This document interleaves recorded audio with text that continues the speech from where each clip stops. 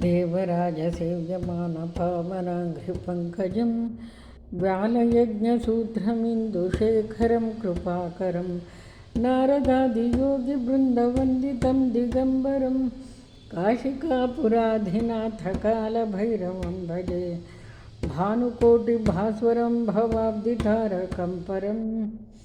नीलकण्ठमीप्सितार्थदायकं त्रिलोचनं कालकालमम्बुजाक्षमस्तु शूलमक्षरं काशिकापुराधिनाथकालभैरवं भजे शूलटङ्कपाशदण्डपाणिमादिकारणं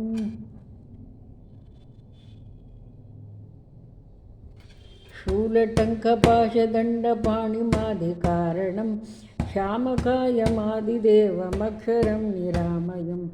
भीमविक्रमं प्रभुं विचित्रताण्डवप्रियं काशिकापुराधिनाथकालभैरवं भजे भुक्तिमुक्तिदायकं प्रशस्तचारुविग्रहं भक्तवत्सलं स्थिरं समस्तलोकविग्रहं निक्वणन्मनोज्ञहेमकिङ्किणीलसत्कटिं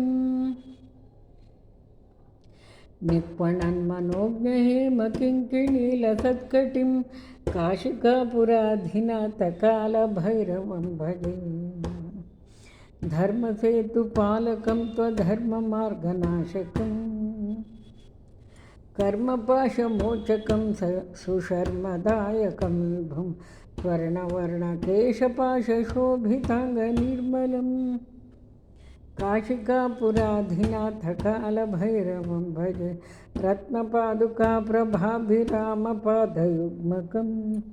नित्यमद्वितीयमिष्टदैवतं निरञ्जनं मृत्युदर्पनाशनं करालदंष्ट्रभूषणं काशिकापुराधिनाथकालभैरवं भजे अट्टहासभिन्नपद्मजाण्डकोशसन्ततिं दृष्टिपातनष्टपापजालमुग्रशासनम् अष्टसिद्धिदायकं कपालमालिकाधरं काशिकापुराधिनाथकालभैरवं भजे भूतसङ्गनायकं विशालकीर्तिदायकं काशीवासिलोकपुण्यपापशोधकं विभुं नीतिमार्गकोविदं पुरातनं जगत्पतिं काशिकापुराधिनाथकालभैरवं भजे कालभैरवाष्टकं पठन्ति ये मनोहरं ज्ञानमुक्तिसाधनं विचित्रपुण्यवर्धनं शोकमोहलोभदैन्यकोपतापनाशनं ते प्रयान्ति कालभैरवाङ्घ्रिसन्निधिं ध्रुवम् इति श्रीमच्छङ्कराचार्यविरचितं